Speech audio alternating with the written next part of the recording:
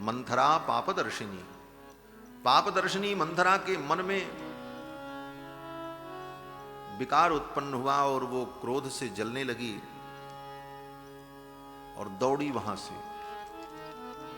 अब प्रासाद से ऊपर से उतर करके उसको नीचे आना था, लेकिन क्रोध में इतनी त्वरा में वो दौड़ी महाराज कि उसको उतरना नहीं पड़ा। सभी सीढ़ियों पर वो सरक गई और सीधे नीचे चली आई धड़ाम से। उसको चोट भी लगा हाथ पैर में, लेकिन उसको अपने चोट की चिंता नहीं। वहां से दौड़ती हुई भागती हुई सीधे महारानी केकई के पास पहुंची। महारानी केकई बड़े ठाठ से अपने पलंग पर लेटी हुई थी। स्वर्ण पर्यंक पर पट्ट महिषी महारानी केकई मध्यमांबा विराजमान थी। आई मंथरा और आते ही उसने जोर जोर से चिल्ला करके कहना शुरू किया, उत्तिष्ठ मूढ़े किम शेषे। अरे मूर्खे तू सो रही है? केकई ने कहा, अरे मूर्खे तू सो रही है? उत्तिष्ठ, उठ। उत्तिष्ठ मूढ़े किम शेषे भयम त्वाम अभिवर्तते। तुम्हारे ऊपर बहुत बड़ी विपत्ति आने वाली है और तुम इस तरह से सो रही हो। केकई ने सोचा ये तो पागल है, ऐसे बोलती रहती है, मुंह लगी थी। केकई जी ने कहा, हुआ क्या? केकई जी के ऊपर कोई प्रभाव नहीं पड़ा। वो जैसे लेटी हैं उसी प्रकार वो लेटी रहीं अपने ठाठ में आनंद में। मंथरा ने कहा, तुम्हारे ऊपर इतनी बड़ी विपत्ति आने वाली है। तुम्हारी सवत के पुत्र राम को महाराज कल युवराज पद पर अभिषेक करेंगे और राम यहाँ के राजा बनेंगे तो तुम्हारा पुत्र भरत उनका सेवक बनेगा और राम की मां कौशल्या राजमाता बनेंगी और तुम उनकी नौकरानी बनोगी। ये महारानी का पद भी तुम्हारा चला जाएगा। लेकिन महारानी केकई के हृदय में राम जी के प्रति जो अपार अनुराग है। मंथरा ने इतनी बातें कही, लेकिन जो सबसे पहली बात मंथरा ने कही कि कल महाराज राम का युवराज पद पर अभिषेक करेंगे। इतना सुन करके ही महारानी केकई इतनी प्रसन्न हुई और ऐसी कल्पनाओं में खो गई कि आगे मंथरा ने क्या कहा वो सुना ही नहीं उन्होंने। उनको तो इतनी प्रसन्नता हो गई महारानी केकई को कि कल हमारे राम राजा बनेंगे। और तुरंत दिव्याभरणम तस्यै कुब्जायै प्रददौ शुभम।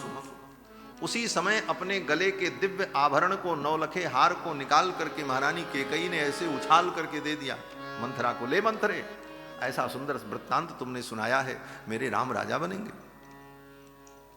फिर मंथरा ने वही सब बातें कही। तब तक महारानी केकई के मन में कोई विकार उत्पन्न नहीं हुआ, बल्कि महारानी केकई ने मंथरा को डांटा कि रामे वा भरते वाहम विशेषम नोपलक्षये। अरे मंथरे, मेरे राम में और मेरे भरत में कोई अंतर नहीं। भरत मुझे जितना स्नेह करता है राम उससे भी ज्यादा स्नेह करते। तस्मात् तुष्टामि यद राजा रामम राज्येभिषेक्षति। इसलिए मैं प्रसन्न हूं, राम राजा बनेंगे, इससे अच्छी बात क्या हो सकती है। और ऐसा शुभ समाचार तुमने सुनाया है, और मांगो, तुम्हें क्या चाहिए। वरम परम ते प्रददामि तं वृणु। और कोई वरदान मांगना हो तो मांग लो, क्या चाहिए बोलो। मंथरा ने देखा, अरे इतना कहने के बाद भी इनकी मति में कोई विकार नहीं आया, परिवर्तन नहीं आया।